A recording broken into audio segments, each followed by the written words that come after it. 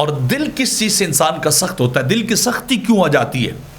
دل کیوں جو ہے وہ قساوت سے بھر جاتا ہے؟ اس کے اندر رحم، محبت اور نرمی کے جذبات ختم ہو جاتے ہیں۔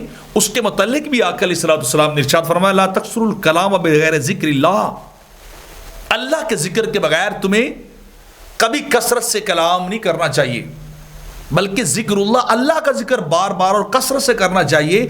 دنیاوی گفتگو سے اپنی زبان کو بچا کے رکھنا چاہیے، اپنی زبان کی حفاظت کرنا چاہیے۔ السکوت السلامہ، خاموشی سلامتی کا نام ہے۔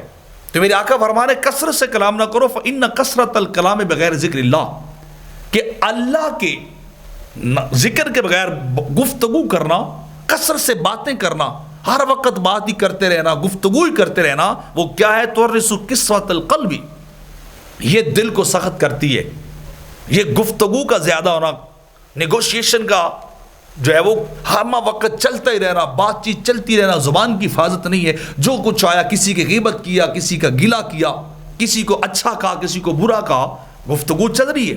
تو ہوتا کیا ہے؟ تورث قسوۃ القلب، یہ دل کے اندر سختی لاتی ہے، قساوت لاتی ہے۔ وَإِنَّ أَبْعَدَ النَّاسِ مِنَ اللَّهِ الْقَلْبُ الْقَاسِي، اور میرے آقا فرماتے ہیں اللہ سے سب سے زیادہ دور وہ سخت دل ہوتا ہے، وہ صلابت والا دل، وہ قساوت والا دل اللہ سے سب سے زیادہ دور ہوتا ہے، اور نرم دل اللہ کے قریب ہوتا ہے۔ تو اگر کوئی چاہتا ہے کہ میرا دل جو ہے وہ نرم ہو جائے تو وہ زبان پہ اللہ کا ذکر جاری رکھے، رب کا ورد کرتا رہے، درود شریف پڑھتا رہے، استغفار کرتا رہے، لا حول ولا قوت کا ورد کرتا رہے، قرآن کی تلاوت بھی کرتا رہے۔ یعنی کسی طرح سے انسان اپنی زبان کو دنیاوی گفتگو سے بچائے۔